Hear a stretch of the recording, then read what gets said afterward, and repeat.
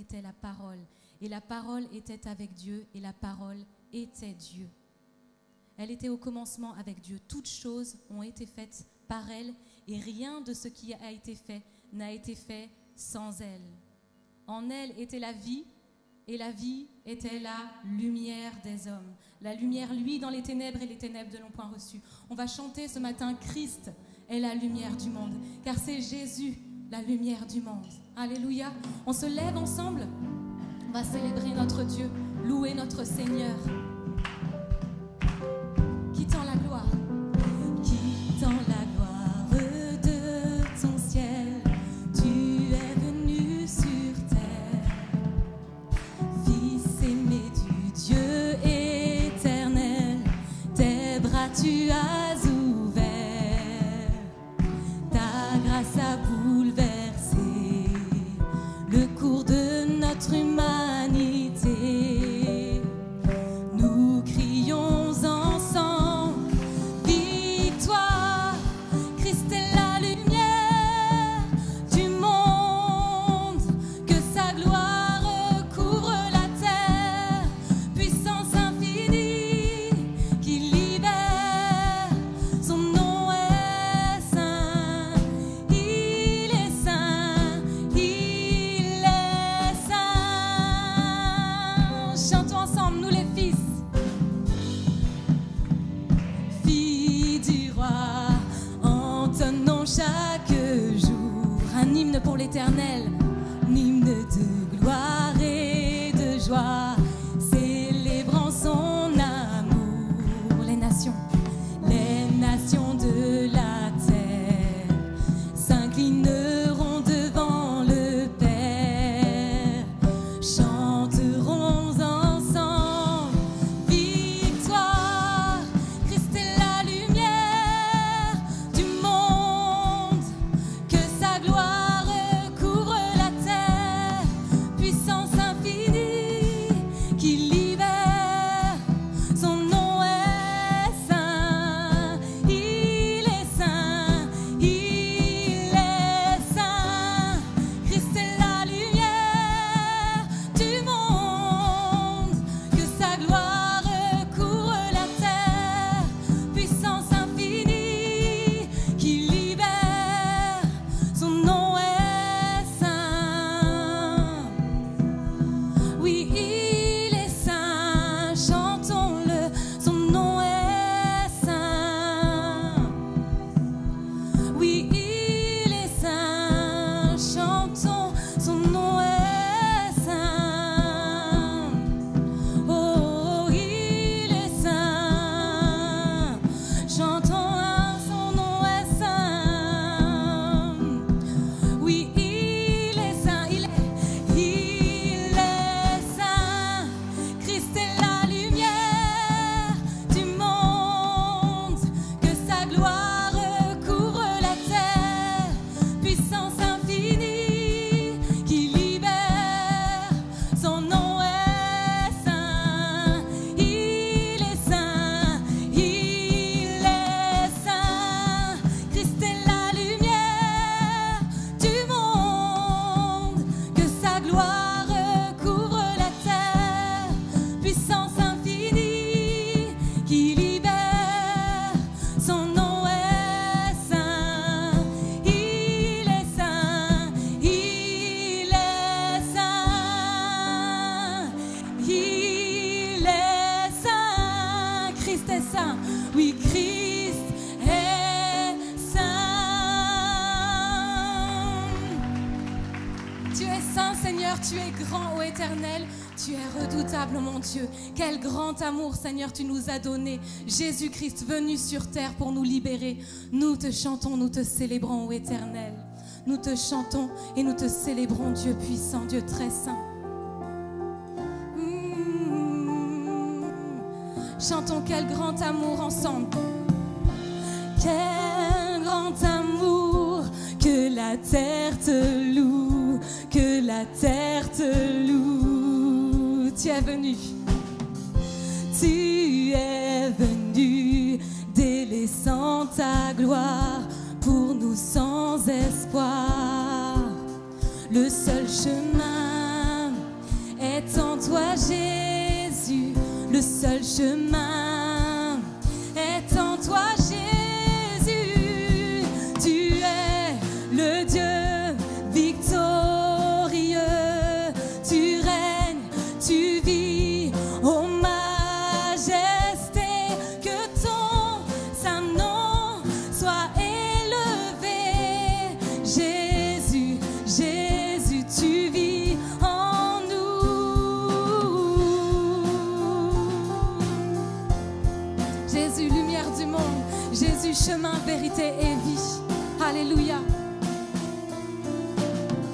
ta gloire resplendit.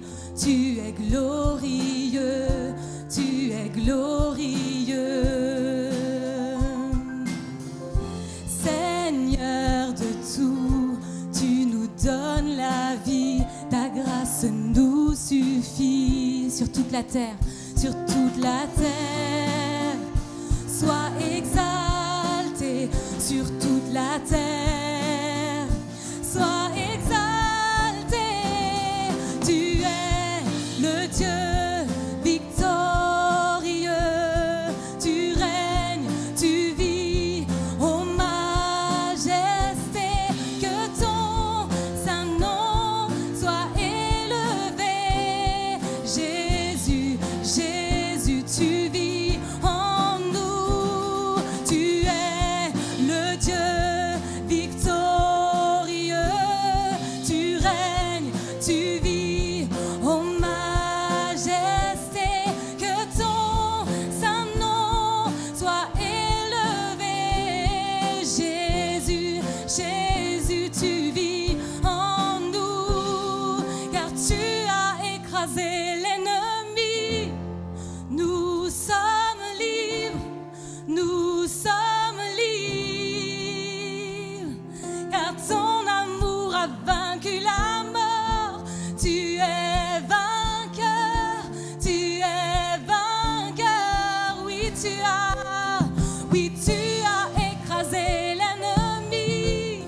Nous sommes libres, nous sommes libres, car ton amour a vaincu la mort.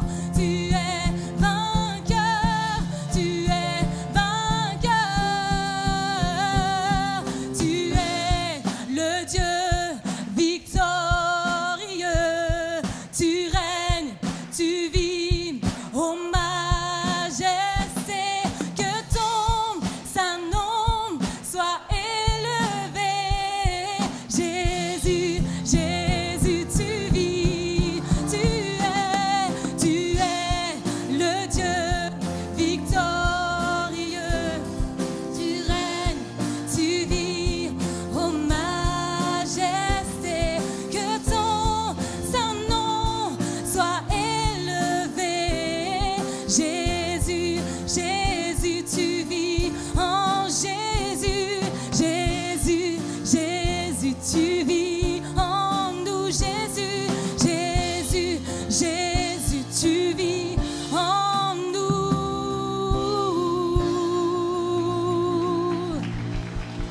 Amen. Jésus, tu vis en nous. Éternel, nous avons l'assurance de notre salut. Nous avons l'assurance de notre salut parce que tu as déclaré dans ta parole, Seigneur, que si on confesse de nos bouches que tu es Jésus-Christ le Seigneur, et si on croit dans notre cœur que tu es ressuscité, alors nous avons le salut. Et ce matin, on se plaît à déclarer ces paroles sur nos vies. Amen. Il est la lumière du monde, celui qui nous a sauvés. Alléluia, Jésus-Christ.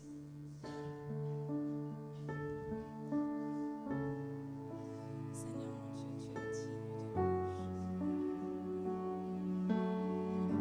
louange. Jésus. Alléluia.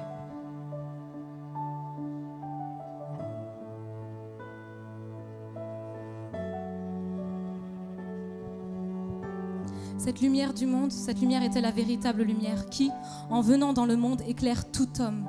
Elle était dans le monde et le monde a été fait par elle. Et le monde ne l'a point connue. Mais à tous ceux qui l'ont reçue, à ceux qui croient en son nom, elle a donné le pouvoir de devenir enfants de Dieu. Alléluia. Amen. Lumière du monde.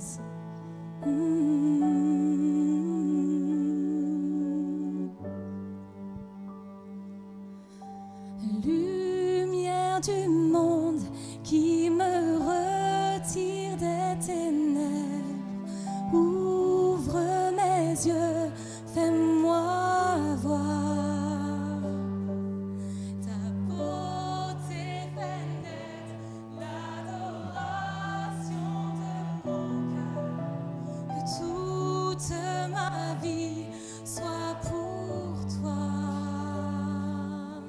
Chantons ensemble, me voici, je t'adore. t'adore.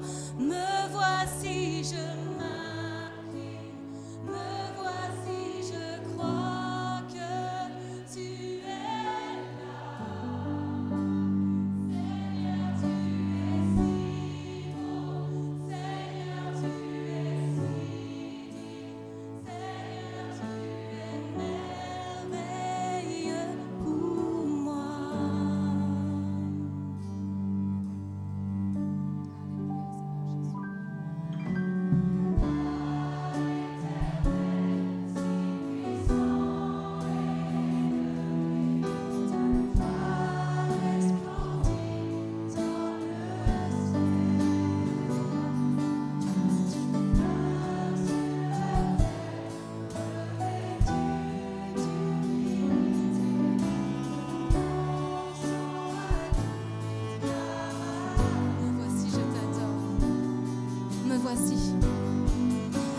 Me voici, je t'adore.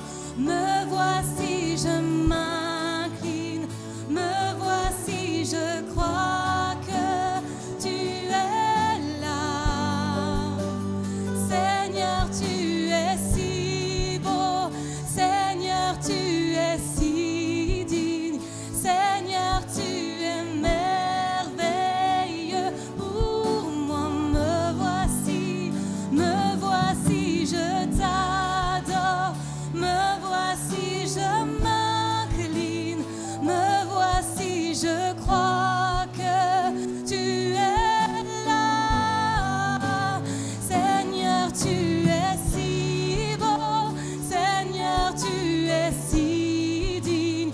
Seigneur, tu es merveilleux pour moi. Je ne saurais jamais le prix payé pour que mes péchés soient effacés. Je ne saurais jamais le prix payé pour que mes péchés soient effacés. Je ne saurais jamais le prix payé pour que mes péchés soient effacés. Je ne saurais jamais le prix payé pour que mes péchés soient effacés.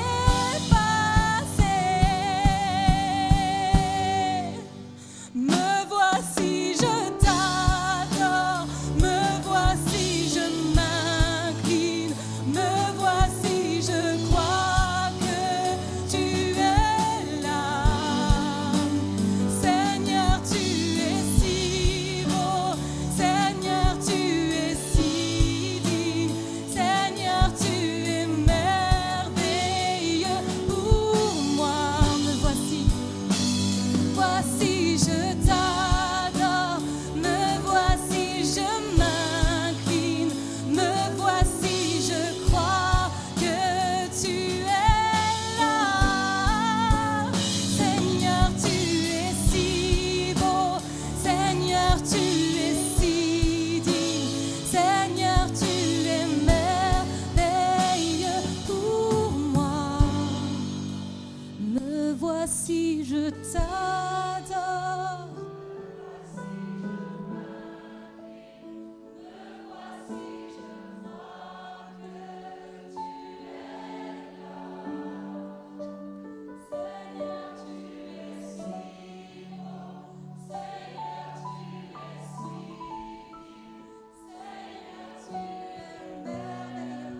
Tu es merveilleux pour moi. Me voici, Seigneur. Nous voici, Seigneur. Nous voici dans ta présence, ô Éternel, mon Dieu. Nous voici dans ta présence, Dieu très saint, Dieu souverain, Dieu éternel.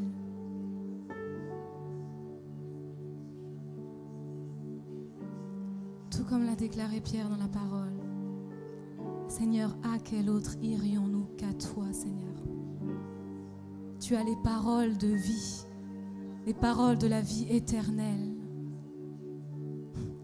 Ce matin, à qui irions-nous qu'à Jésus-Christ, le chemin, la vérité et la vie.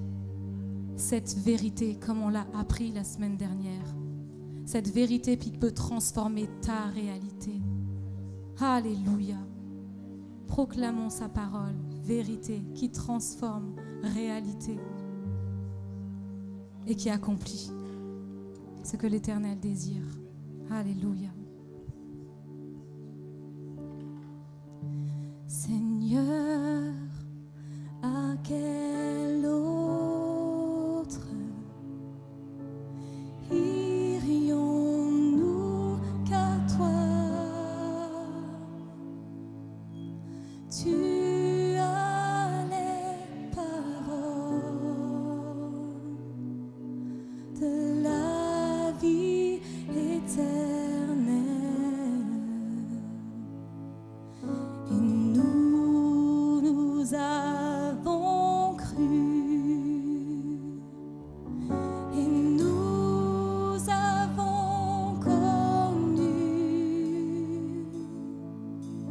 que tu es le Christ, le Fils du Dieu vivant. Rappelons-nous ces paroles dans Romains. Si tu confesses de ta bouche que Jésus est le Christ et si tu crois dans ton cœur qu'il est le Seigneur, qu'il est ressuscité des morts, alors tu as le salut. Chantons ensemble ce chant. Alléluia. Seigneur, à quel autre? Seigneur, à quel autre irions-nous qu'à toi? Tu as les paroles de la vie éternelle. Et nous avons cru.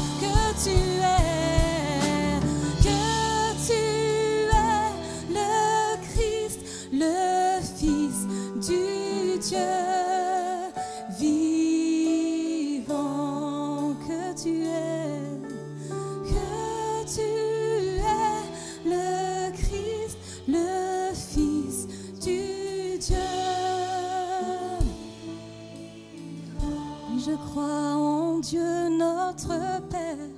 Oui, je crois en Christ son Fils.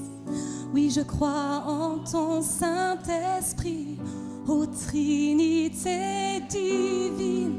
Oui, je crois en la résurrection, que nous vivrons à jamais. Car oui, je crois dans le nom de Jésus. Oh, je dis ces paroles avec joie.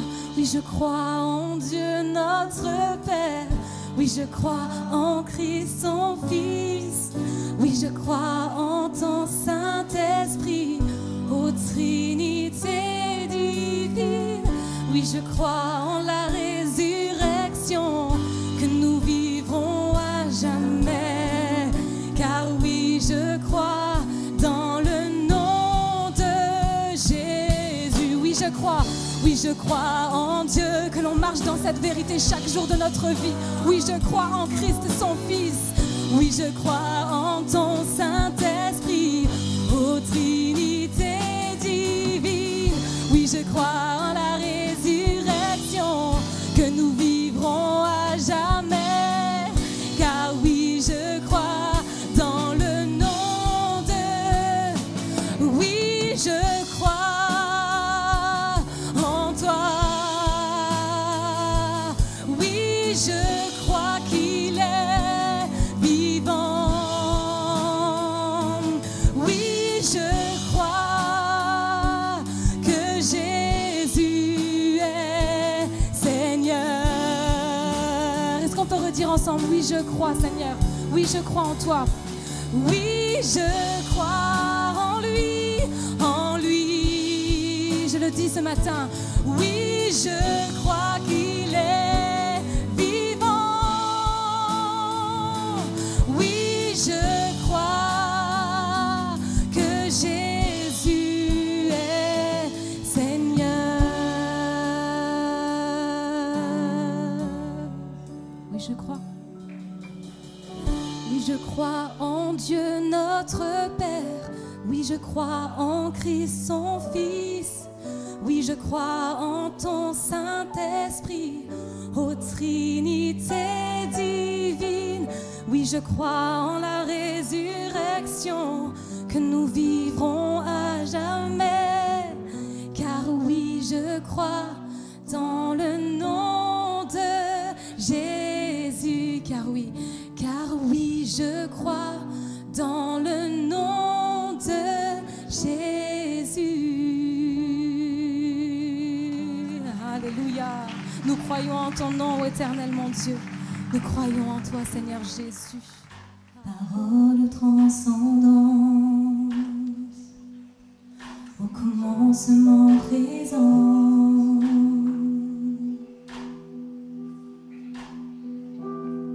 Divine parole, tu es de toute éternité.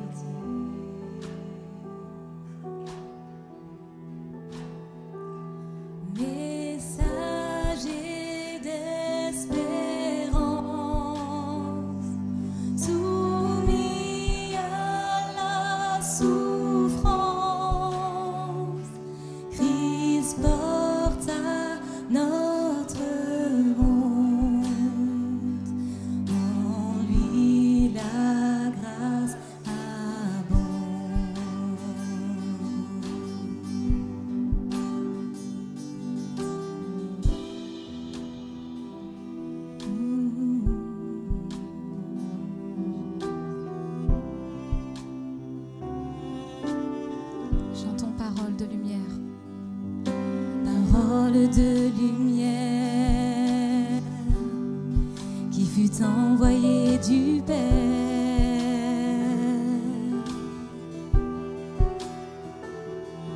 divine parole clouée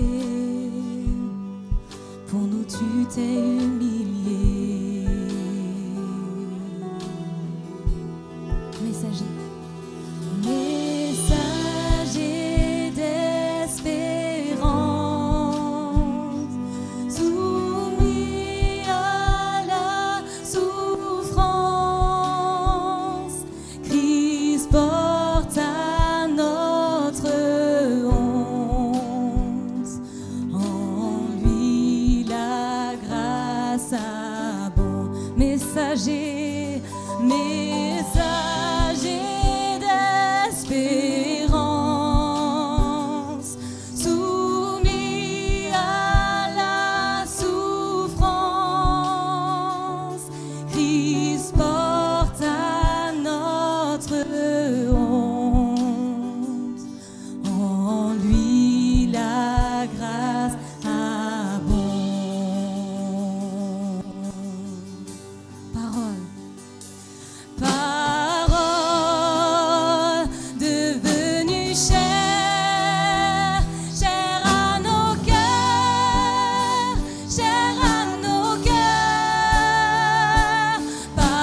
Parole, tu t'es offert pour nous pécheurs, pour nous pécheurs.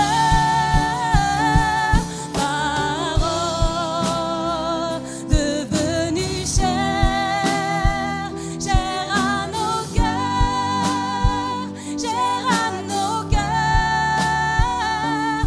Parole, tu t'es offert pour nous pécheurs, pour nous pécheurs. Messager d'espérance, soumis à la souffrance, Christ porte à notre honte. En lui la grâce. Est-ce qu'on peut chanter encore messager d'espérance? Messager d'espérance, soumis à la souffrance, Christ porte à notre honte. En lui la grâce abonde. Nice. Voilà, on va passer aux annonces, s'il vous plaît. Comme ça, c'est fait. Après le culte, donc, tu peux juste me l'afficher, s'il te plaît. Après le culte, donc, nous avons le temps de prière, si vous le souhaitez. Toujours, normalement, la semaine prochaine, la salle sera disponible, la salle de prière, mais on le fait dans la salle de conférence pour l'instant. L'église en prière, on se retrouve donc jeudi soir, merci, à 19h30 en présentiel. Il n'y aura pas donc pour la rentrée de YouTube Live, donc c'est que en présentiel à 19h30. Forum des services, notez bien, samedi 9 à 17h. Voilà, forum des services, si vous voulez servir dans l'église, et même si vous servez déjà, il y aura une partie donc, de messages. Donc on fera un accueil, il y aura un message. Et ensuite, chaque leader de service apportera donc sa vision pour le service, comment il s'organise. Et si vous voulez servir dans des services en particulier, vous pouvez donc vous proposer en vous inscrivant ou alors ou en écrivant sur une feuille et le mettre donc à l'entrée dans la boîte. Et puis dans la semaine, on va un petit peu dégrossir tout ça, on vous appellera et on vous aidera donc à prendre tel ou tel service là où il y a des besoins. En tout cas, merci, parce que l'Église peut fonctionner grâce à vous, grâce à votre service, grâce à votre engagement et votre fidélité. Donc merci d'avance pour tout cela. Culte de rentrée dimanche prochain. Ce sera un culte spécial. On commencera à 10h. On ne commencera pas par la prière exceptionnellement. Donc ce sera un culte petit peu différent au niveau de la louange et au niveau même du message. Donc on coupera le message par quelques interventions. Donc culte de rentrée pour vous encourager, donc pour la rentrée, vous dire un petit peu ce que nous avons à cœur avec Pasteur Manu, moi-même et l'équipe, toute l'équipe derrière, conseil spirituel. Donc voilà, n'hésitez pas à venir et donc même à regarder et à re-regarder ce culte dimanche prochain. Notez également dans 2 semaines, dans 2 week-ends, un week-end spécial évangélisation avec Karim Kabli. Alors Karim Kabli, il fait partie de la mission intérieure Nord des Assemblées de Dieu de France. Vous savez, la mission intérieure Nord est un organisme qui aide les églises à implanter ou à être revitalisées. Et il y a aussi une partie évangélisation. Donc pour bien démarrer l'année, notre frère viendra, un frère qui travaille beaucoup parmi le monde musulman, mais pas que, un frère qui est connu et reconnu donc, pour ses interventions. Et c'est Saïd Ojibou qui l'a formé. Aujourd'hui, il vole de ses propres ailes. Donc ce sera vraiment de l'évangélisation au programme. Donc notre réunion de prière sera annulée le jeudi 14 pour que l'on fasse une soirée prière. Donc il va nous conduire également dans la prière, comment prier pour le salut des âmes. Préparation à l'évangélisation le samedi à 10h, à 14h, tous dans les rues de Brest. Samedi à 18h, soirée jeunes et ados, donc c'est la reprise.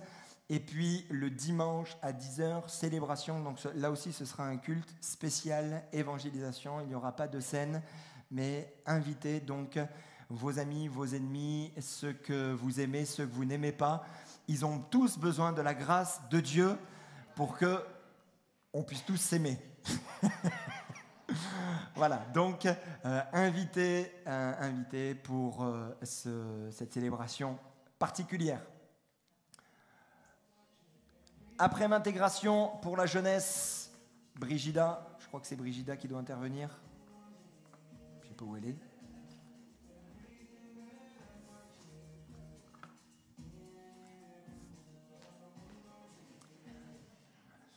Voilà, donc on ne fait pas que danser non plus.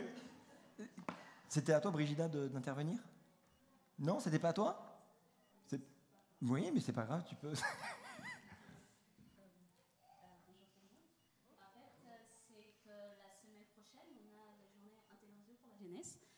On compte sur vous pour faire des donations si vous voulez, ramener à manger, à boire. Ce sera le bienvenu. En tout cas, tous les jeunes, vous êtes invités pour rester. Ça commence à 13h et on se retrouve à la salle Poly. Et voilà, soyez bénis. Merci. Merci Brigida. Ok, hop, on va remettre. Il y a aussi le camp, voilà, pour les jeunes. D'ailleurs, bienvenue à tous ceux qui sont là pour les études, pour leur première année. Est-ce qu'il y a des jeunes qui sont là pour les études, qui viennent d'arriver ? Juste lever la main. Très bien, bienvenue. Est-ce qu'on peut déjà la saluer, notre sœur ? Voilà, l'église, les jeunes vont venir au fur et à mesure jusqu'en octobre, donc il y en a pas mal qui vont venir. Mais nous faisons un camp de rentrée. Ce camp est ultra important. Donc à la fin, vous pouvez aller derrière. Vous avez une table où il y a déjà des papiers d'inscription. C'est Manuviette qui s'en occupe, qui vous donnera toutes les infos. Le tarif, c'est 65 €, 70 € avec les couvertures. Donc inscrivez-vous, s'il vous plaît, rapidement pour les ados, donc 13-17 ans, et pour les jeunes, voilà, jusqu'à 30 ans. Vous pouvez vous inscrire pour que l'on ait un week-end de rentrée bénissant. Les dons en ligne peuvent toujours être effectués. Nous sommes donc tous revenus de vacances. Vous pouvez prendre rendez-vous donc vous pouvez appeler le secrétariat et vous pouvez nous retrouver également sur tous les réseaux sociaux. Comme on le fait une fois par mois, premier dimanche du mois, le conseil d'administration vous propose de devenir soit membre de chœur à l'église, soit membre de l'association cultuelle. Donc, vous pouvez récupérer ces 2 documents. Vous avez derrière la possibilité de mettre votre nom, prénom, Membre de cœur, c'est vous faites partie de l'Église, mais vous ne voulez pas forcément être membre de l'association. Membre de l'association, vous participez au vote. Bien sûr, votre inscription est soumise au conseil d'administration, comme c'est marqué dans les statuts. Mais n'hésitez pas donc à vous inscrire pour le début d'année. Donc, sur le comptoir, à la sortie, vous avez tout ça. Est-ce qu'éventuellement, il y a des personnes qui sont là pour la première fois dans une église évangélique? Dans une église évangélique, voilà. Bienvenue. On va vous faire un petit cadeau. Voilà. Est-ce qu'il y a une autre personne qui vient pour la première fois dans une église évangélique?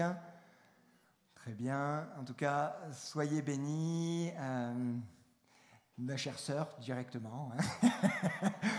Voilà, soyez bénis au milieu de nous, que vraiment vous vous sentiez bien dans la présence de Dieu. Notre souhait, notre désir, c'est que vous puissiez rencontrer Jésus comme votre sauveur personnel. Vraiment, nous allons déjà prier pour vous et on va prier ensuite pour la parole. Seigneur Jésus, merci pour cette amie qui est là au milieu de nous. Nous la bénissons en ton nom, mon Seigneur. Elle, sa famille, nous croyons qu'il y a pour elle des plans, des projets bien particuliers. Merci, mon Seigneur, parce que tu l'aimes. Tu ne regardes pas à son passé, tu ne regardes pas non plus à son arbre généalogique. Tu regardes à elle ce qu'elle est, une personne qui a été créée par toi, qui a été voulue par toi. Alors nous la bénissons en ton nom, Seigneur Jésus, qu'elle se sente bien au milieu de nous. Maintenant, bénis ta parole. Merci pour les offrandes, tout ce qui a été fait jusqu'ici. Nous croyons que tu as de riches bénédictions pour chacun d'entre nous. Parle à nos cœurs et parle à nos âmes. Amen. Alléluia. Oui. Oui. Non, c'est pas mardi prochain, ce sera en octobre parce qu'il y a pas mal de choses. Même foi et partage, on ne le reprend pas mardi prochain, on le reprendra la semaine suivante. Merci pour tout cela. Les études bibliques, c'est une fois par mois et ce sera le premier mardi du mois. Et voilà, donc on vous l'annoncera. Hein? Ok, on y va ? On commence le message. Le titre de mon message, c'est « On se prépare ».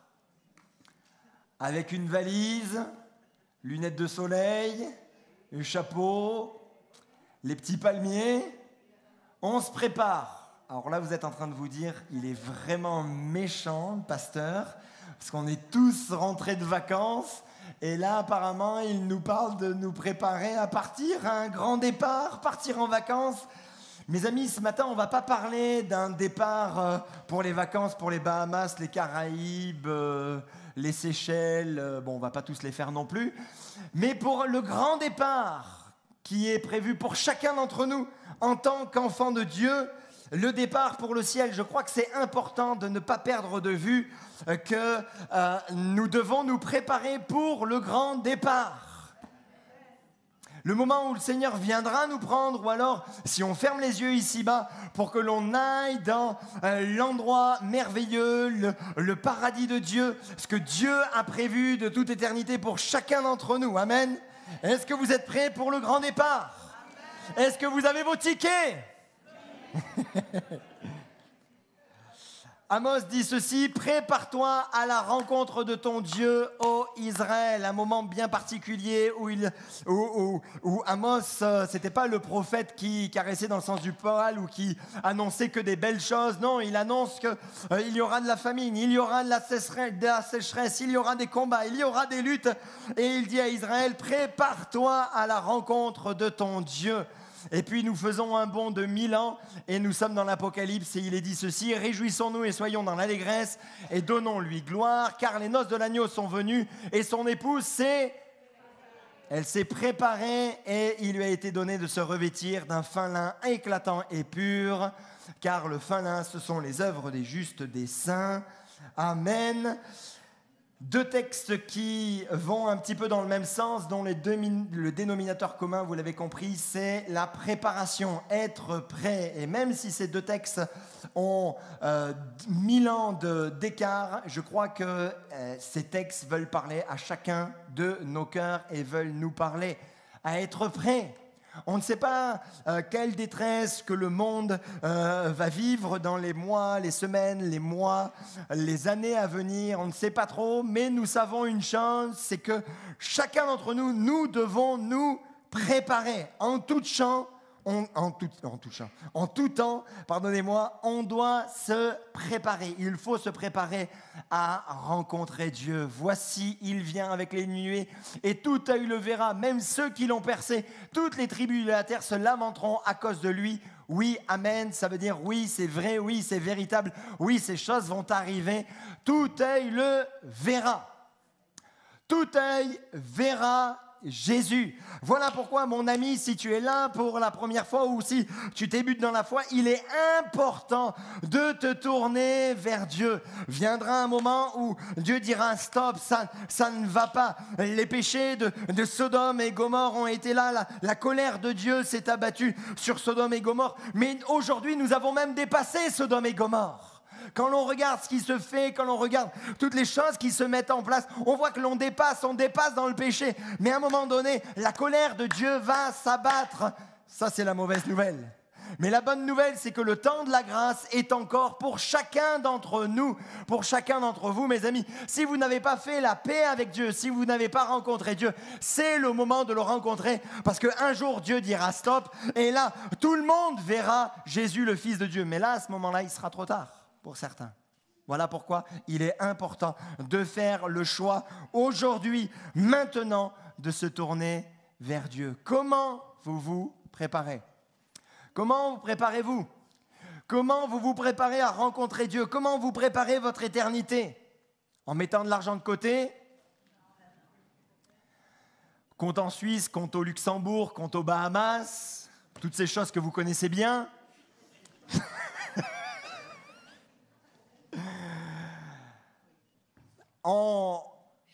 Pasteur, moi, je suis prêt, moi j'ai une bonne assurance vie. Oui, tu en profiteras quand tu seras mort de ton assurance vie. Comment tu prépares ton avenir? Comment préparez-vous votre avenir? En faisant toutes sortes de calculs, en essayant de comprendre avec les lunes, ceci, voilà, le premier signe, la trompette, ceci, cela. Je suis en train de me préparer, je fais toutes sortes de calculs, mais finalement, on passe quelquefois à côté de l'essentiel. Moi, pasteur, je me prépare, je fais plein de bonnes œuvres. Comme ça, quand je vais arriver devant Dieu, la balance sera plutôt favorable. Oh oui, j'ai des petits péchés. Mais par contre, j'ai plein d'œuvres. Par la bonne conscience, tu te prépares par ta propre justice. Finalement, tu dis, oui, je suis pas si mal et... Allez, si je me mets un petit peu à la place du juge, quand je vois tous ceux qui sont en prison, tout ce que certains font, peu importe leur col, c'est même en col blanc, moi je suis quand même assez respectueux, je suis un bon citoyen, une bonne citoyenne. Je fais toutes sortes de plans. Voilà comment je peux me préparer, mes amis. Il n'y a qu'un seul moyen de se préparer en tant que chrétien, c'est en donnant sa vie entière à Dieu, en se soumettant à Dieu. Et ce matin, ce que l'on va voir, c'est comment bien préparer son âme. Comment nous préparer. Déjà, en s'occupant de son âme. Ça paraît simple, basique, mais c'est important quand même de le relever. Comment se préparer pour le grand départ, pour le grand voyage, pour le départ éternel, en s'occupant de son âme. Le texte de Luc 12 nous parle beaucoup. Jésus leur dit cette parabole. Les terres d'un homme riche avaient beaucoup rapporté, et il raisonnait en lui-même, disant « Que ferai-je, car je n'ai pas de place pour serrer ma récolte. Voici, dit-il, ce que je ferai. J'abattrai mes greniers, j'en bâtirai de plus grands, où j'y amasserai toute ma récolte et tous mes biens, et je dirai à mon âme, tu as beaucoup de biens en réserve pour plusieurs années. Repose-toi, mange, bois, réjouis-toi. » Mais Dieu lui dit, insensé, cette nuit même, ton âme te sera redemandée. Et ce que tu as préparé, pour qui cela sera-t-il? Il en est ainsi de celui qui amasse des trésors pour lui-même et qui n'est pas riche pour Dieu. Nous pourrions relever plusieurs points dans ce passage, mais nous nous arrêterons sur le point général. Cet homme ne s'est pas occupé de son âme.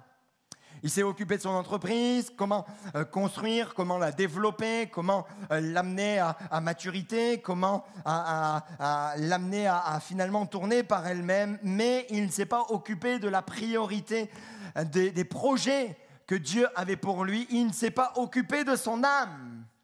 On peut dire oui, c'est il n'y a pas de problème, un bon entrepreneur.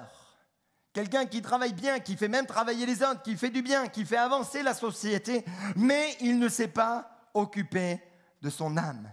L'âme, c'est le siège de nos sentiments, de nos pensées, de nos destinées, et le diable s'attaquera toujours à notre âme pour nous distraire et que notre esprit ne soit plus connecté avec l'esprit de Dieu. Pourquoi nous amènerait-il la persécution quand il peut nous amener un smartphone ? Pourquoi nous amènerait-il la galère quand il peut nous apporter plein de loisirs pour que l'on ne voit pas, pour que l'on ne comprenne pas? D'ailleurs, les grands empereurs romains l'avaient bien compris. Amenez du pain et des jeux et vous avez la paix sociale. Comme ça, ils ne pensent qu'à ça et ils sont pris que par ces choses. Et quelquefois, on peut être pris même en tant que chrétien, même en tant qu'enfant de Dieu. On peut être pris par toutes ces choses qui sont autour de nous. Et finalement, on se détourne de l'essentiel. On est de plus en plus ultra connecté. On est ultra branché. On est branché à tellement de choses, à des applis, à des jeux, aux réseaux sociaux, aux actualités. On est branché. Prenons-nous le temps pour nous débrancher et prendre soin de notre âme. Nous débrancher des choses de ce monde pour nous brancher à Dieu. Eh oh! Enlève ton câble Ethernet et mets ton câble spirituel. Oui, c'est venu comme ça, je sais pas. Eh oui, ton câble, oh oui, elle est meilleure celle-là. Vous voyez comme quoi, hein, entre tous, on arrive à quelque chose de bien. Débranche ton câble Ethernet, on le refait. Débranche ton câble Ethernet et branche ton câble éternel. Voilà.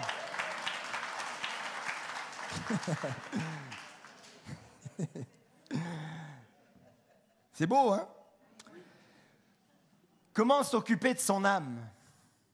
Voilà une question que l'on peut se poser pour cette rentrée. Comment s'occuper de son âme? Est-ce que tu as préparé quelque chose pour ton âme? Qu'est-ce que tu as préparé? Comment s'occuper de son âme? Alors, je vais vous donner quatre clés qui sont importantes.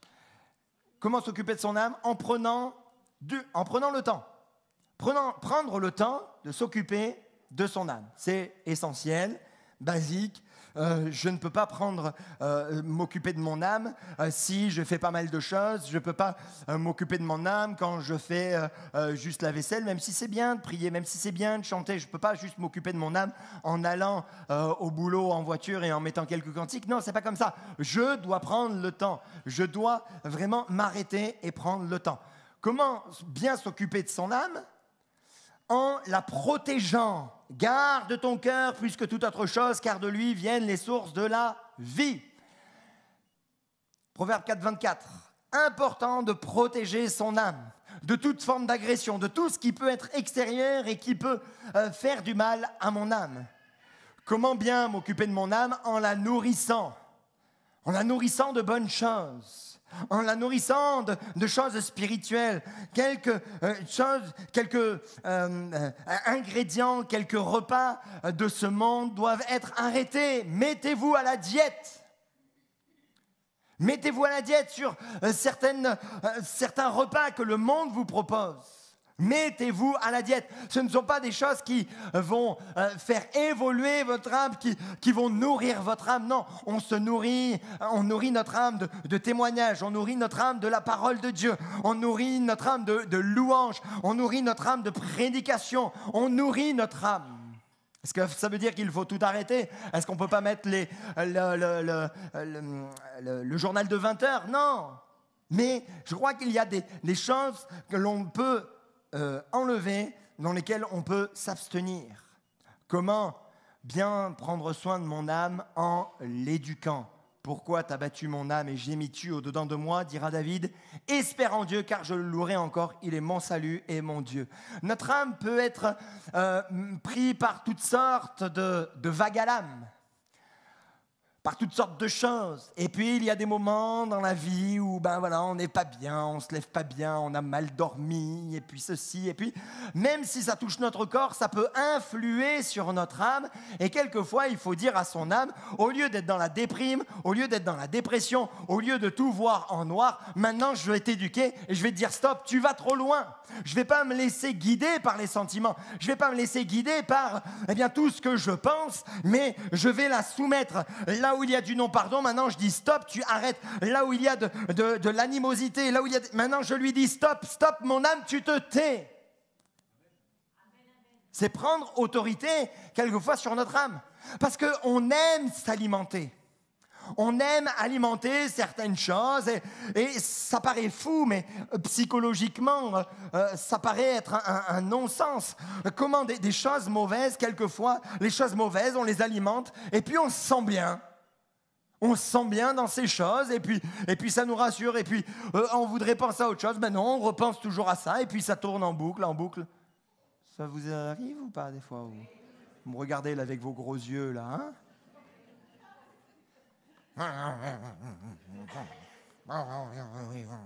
Et on est comme ça. Mes amis, comment bien s'occuper de son âme? Il faut l'éduquer, notre âme. Et lui dire maintenant, stop, tu arrêtes. Tu arrêtes ces pensées-là, tu arrêtes cette mentalité-là, tu arrêtes cette manière de vivre comme cela. Maintenant, je te dis stop et je te connecte. On ne veut pas la refaire. Hein. Mais je te connecte à Dieu. Je te connecte à Dieu. Quel est le meilleur allié pour notre âme? C'est l'Esprit de Dieu. C'est pourquoi nous ne perdons pas courage. Et lorsque notre homme extérieur se détruit, notre homme intérieur se renouvelle de jour en jour. Là, il parle de l'Esprit. L'Esprit qui est à l'intérieur de nous. Et Paul le dira aux Romains, le Saint-Esprit dit à notre esprit que nous sommes enfants de Dieu. Donc le Saint-Esprit fait une œuvre en nous. Et là, spirituellement, on se connecte à lui. On reste en contact avec lui. L'Esprit de Dieu est le meilleur allié. Vous avez des états d'âme? Laissez le Saint-Esprit faire grandir votre esprit à l'intérieur de vous. S'occuper de son âme nous prépare. Comment on s'occupe également de son âme? En se détachant. En se détachant.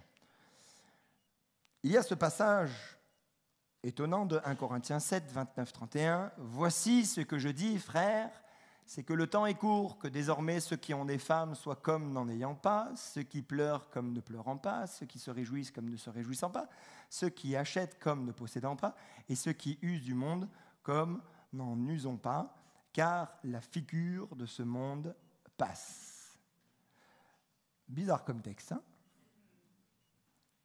Alors que Paul écrit sur le don du célibat, diverses questions sur le mariage, il écrit des versets qui nous bousculent.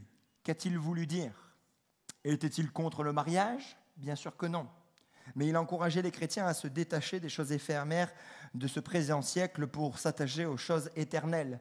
Messieurs, n'en profitez pas à midi en disant « Non, le pasteur a dit de se détacher. » Non. On a chacun notre responsabilité et nous devons donc jouer notre rôle. Faut-il négliger notre implication dans notre vie de couple? Bien sûr que non. Alors, quand il y a des mariages, il ne faut pas se réjouir. Ce n'est pas ce qu'il est en train de dire. Il voulait dire qu'ici-bas, rien n'est garanti. Rien n'est garanti. Et ce qui est important, c'est la sphère spirituelle, le monde spirituel. S'occuper de son âme, être détaché. Et j'ose vous le dire, j'aime Dieu plus que ma femme. J'aime Dieu plus que mes enfants. J'aime Dieu plus que mon ministère. Dieu est au-dessus de tout. Parce que ici-bas, rien n'est garanti, rien n'est sûr. Tout peut changer d'un moment à un autre. Bien sûr, il y a un attachement, et heureusement qu'il y a un attachement. Et on développe cet attachement, on le rend plus fort avec mon épouse, avec les enfants, avec le reste de la famille qui suivra. Enfin, qui suivra, les enfants, nos enfants qui feront des enfants. Hein. Non, on a perdu la notice, c'est mort. Mais on s'attache. Mais toutes ces choses, finalement, ne sont pas garanties.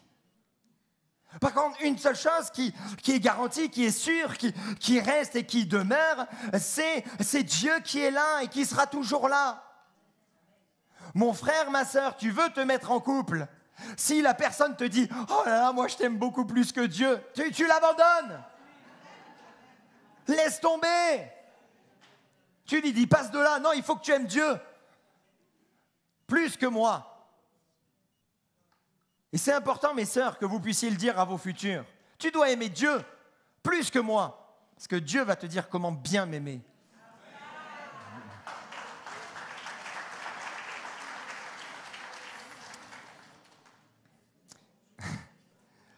Arrivons-nous à prendre le recul nécessaire face aux événements de la vie ? Je pense qu'il y a une nécessité de s'en détacher parce que toutes ces choses terrestres finiront par disparaître. Votre maison, celle que vous avez construite, dans 20 ans, elle sera has-been. Les gens viendront visiter votre maison et dire « Ouais, c'est un petit peu vieillot », alors que vous avez mis tout votre cœur. Ça passera. Toutes ces choses passeront. Béni soit Dieu, le Père de notre Seigneur Jésus-Christ, qui, selon sa grande miséricorde, nous a régénérés pour une espérance vivante par la résurrection de Jésus-Christ d'entre les morts, pour un héritage qui ne peut ni se corrompre, ni se souiller, ni se flétrir, lequel est réservé dans les cieux, à vous qui, par la puissance de Dieu, êtes gardés par la foi pour le salut, prêt à être révélé dans les derniers temps. Votre héritage, il est là-haut. Votre héritage est là-haut. Il ne sera pas taxé à 60%. Bon, pardonnez-moi, je suis allé un petit peu trop loin. Mais votre héritage est là-haut. Il ne peut pas se souiller ni se flétrir. Alléluia. Il faut être prêt à se détacher. Se réjouir des moments où il faut se réjouir, il faut en profiter. Il faut en profiter à fond. Il y a des moments d'éternité, des moments hors du temps, des moments tellement bons, mais il y aura aussi des moments difficiles. Je ne sais pas si vous connaissez le conte chinois de la chance ou de la malchance. Vous avez entendu parler de ce conte, non ? Chinois, la malchance d'un vieux monsieur, non ? Vous voulez que je vous le lise là, tranquillement ? Vous êtes d'accord ? Ça ne vous choque pas que je lise un conte chinois ? Hein ? Bon.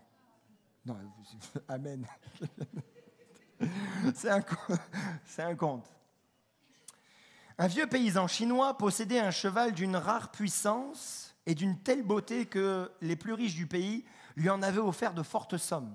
« Jamais je ne le vendrai », répondait le vieux paysan, « je l'aime comme mon fils. » Un jour, il se rendit à l'écurie et trouva la porte ouverte, le licol cassé. Son cheval avait disparu. Son fils et ses voisins partirent à sa recherche sans succès. « Tu n'as pas de chance, » dit son voisin. « Ton unique bête, et la voilà perdue. Est-ce une chance ? Est-ce une malchance ? Qui peut le dire ?» dit le vieux paysan. Quelques jours plus tard, il découvrit devant sa ferme une douzaine de chevaux sauvages. Son cheval les avait attirés derrière lui en revenant du fond de la plaine où il s'était enfui. Voyant cela, son voisin lui dit « Tu as de la chance, te voilà propriétaire de toutes ces bêtes. » « Est-ce une chance ? Est-ce une malchance ? Qui peut le savoir ?» répondit le paysan. Son fils, en dressant les chevaux sauvages, tomba et se brisa net les deux jambes. « Tu n'as pas de chance, » lui dit son voisin. « Ton fils va être immobilisé pour longtemps alors que tu en as grand besoin pour te seconder. » « Est-ce une chance ? Est-ce une malchance ? dit le paysan. Qui peut le dire ? 15 jours plus tard, une troupe de soldats et d'officiers fit irruption dans le village et enrôlèrent de force tous les jeunes gens valides pour partir faire la guerre. Tous, sauf le fils du paysan, qui n'était pas encore guéri. Son voisin lui dit « Tu as de la chance. Ton fils ne doit pas partir faire cette sale guerre. On ne sait pas dans quel état nos enfants vont en revenir. Est-ce une chance ? Est-ce une malchance ? dit le paysan. Qui peut le savoir ? Quelques mois plus tard, la guerre s'acheva. Certains n'en revinrent pas, mais d'autres rentrèrent couverts de gloire et chargés d'un riche butin de guerre. « Tu n'as pas de chance, dit le voisin. Ton fils n'est pas revenu riche de la guerre. Est-ce une chance ? Est-ce une malchance ? Qui peut le dire, dit le vieux paysan. Richesse vite accumulée, richesse vite dilapidée, dit le proverbe, et la misère réapparut, encore plus dure à supporter suite à une période d'abondance. Tu as de la chance, dit le voisin.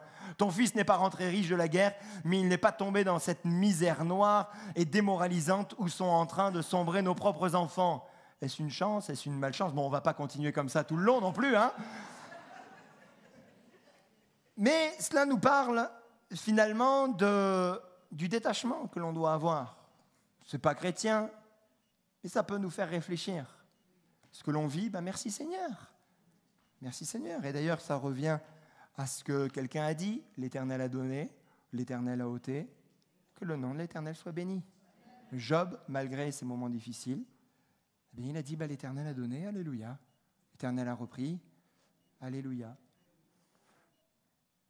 Mais que le nom de l'Éternel soit toujours béni. Parce qu'il va se glorifier, parce qu'il va agir et qu'il va nous bénir. Alléluia. Comment bien s'occuper de son âme? En renonçant. En renonçant. De grandes foules faisaient route avec Jésus. Il se retourna et leur dit, si quelqu'un vient à moi et qu'il ne hait pas son père, sa mère, sa femme, ses enfants, ses frères, ses sœurs et même sa propre vie, il ne peut être mon disciple. Quiconque ne porte pas sa croix et ne me suit pas ne peut être mon disciple. Là encore une fois, un verset. Oh là, le pasteur, il a passé de mauvaises vacances. Là, il nous sort des versets. Jésus invite à un choix. Pour le suivre, pour être son disciple, il faut être prêt à renoncer finalement à tout quitter. Le mot haïr est peut-être mal interprété, mal retranscrit. Il y a derrière être prêt à renoncer. C'est plutôt dans ce sens-là qu'il faut le prendre. Prêt à tout quitter. La priorité, c'est quoi? Jésus parle de la priorité. Finalement, c'est l'amour que l'on a pour Dieu. Est-ce que l'on aime Dieu? Est-ce que l'on est prêt à renoncer à certaines choses pour Dieu? Voici une autre parole qu'il donna, toujours dans la même pensée, dans Luc 18. Jésus leur dit, je vous le dis en vérité, il n'est personne qui, ayant quitté à cause du royaume de Dieu, sa maison, ou sa femme, ou ses frères, ou ses parents, ou ses enfants, ne reçoivent beaucoup plus dans ce siècle-ci et dans le siècle à venir la vie éternelle. Là, il parlait particulièrement à ses disciples. Autant la première fois, il parlait à la foule. Là, il parlait à ses disciples parce qu'il commençait à dire, oui, mais nous, on a tout quitté. Dans ces deux textes, nous avons deux grandes pensées. Deux grandes pensées dans ces textes. La première, c'est renoncer à notre échelle de valeur. Et je reviens sur ce que je viens de dire tout à l'heure. C'est Dieu en premier. God first. Dieu en premier. OK? Mettre Dieu en premier. Renoncer à notre échelle de valeur. Des fois, on dit « Ah oui, mais ça c'est important. » Alors, c'est vrai que nous passons par des saisons de vie où il y a des choses importantes. Trouver un travail, faire ses études, se marier. Bien sûr que c'est important. Toutes ces choses-là sont importantes. Les enfants, c'est important. Mais c'est Dieu en premier.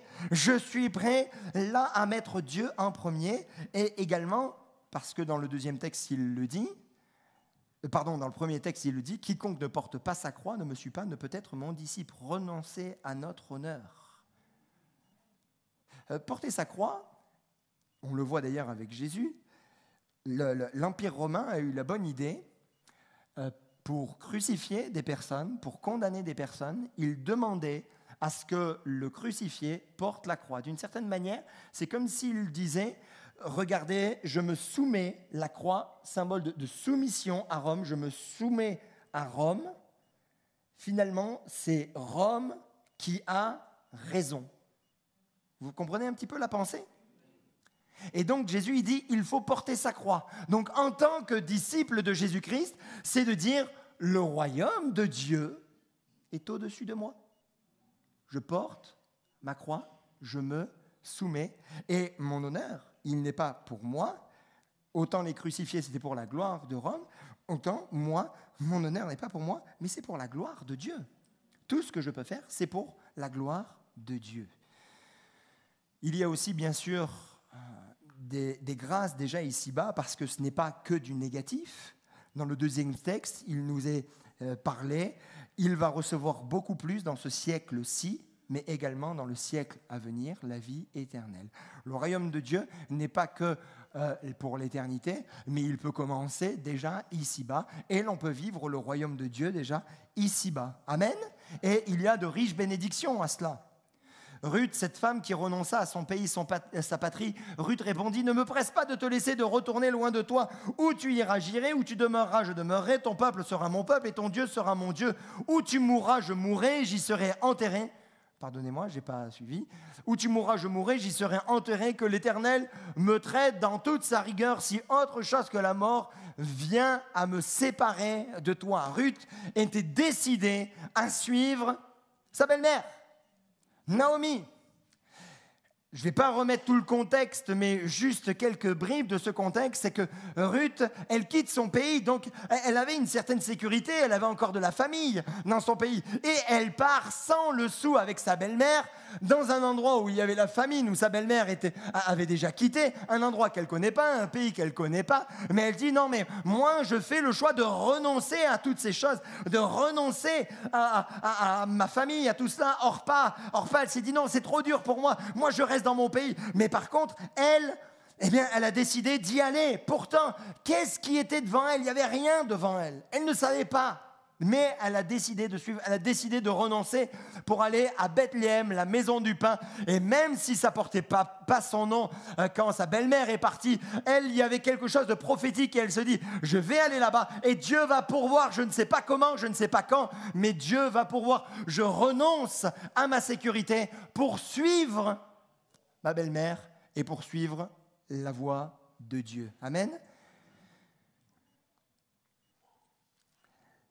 Vous savez qu'à Bethléem, maison du pain, il y avait du pain et de manière prophétique, c'est Jésus. Et je crois que ceux qui commencent dans la foi et qui débutent dans la foi se disent « Attendez, pasteur nous dit des fois de nous détacher, de renoncer, d'abandonner certaines choses. Mais qu'est-ce qui va me rester?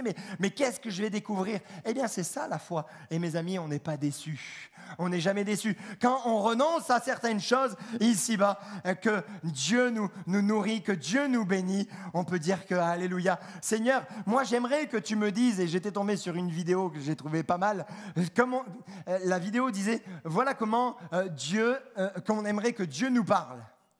Voilà, quitte à ce moment-là, tu trouveras une personne, dans telle date, tu trouveras une autre personne, les portes vont s'ouvrir ici, les portes vont s'ouvrir cela. Il dit, voilà comment on aimerait que Dieu nous parle. Mais comment Dieu nous parle? Quitte. Eh oui. Faire le choix de renoncer à ce qu'il nous demande nous prépare pour l'éternité. Et rapidement, le dernier point, en étant un adorateur. Comment bien se préparer en étant un adorateur? Mais l'heure vient et elle est déjà venue où les vrais adorateurs adoreront le Père en esprit et en vérité. Car ce sont là les adorateurs que le Père demande. Voici une parole de Jésus qui a dû remuer le cœur de la Samaritaine. Elle qui était dans un contexte tellement religieux. Jésus lui parle de la vraie adoration, celle qui touche le cœur de Dieu et pas seulement des pratiques ou protocoles religieux pour lui plaire. Avoir un vrai cœur à cœur, être un adorateur. C'est ici le 4e point. Pour nous préparer à l'éternité, il faut être un adorateur. Certaines fois, nous limitons ce terme et on l'avait vu l'année dernière, dans une série en avril-mai. Certaines fois, nous limitons ce terme et on met l'adoration juste pour les musiciens, les chanteurs, mais ce n'est pas du tout ce qu'a dit Jésus.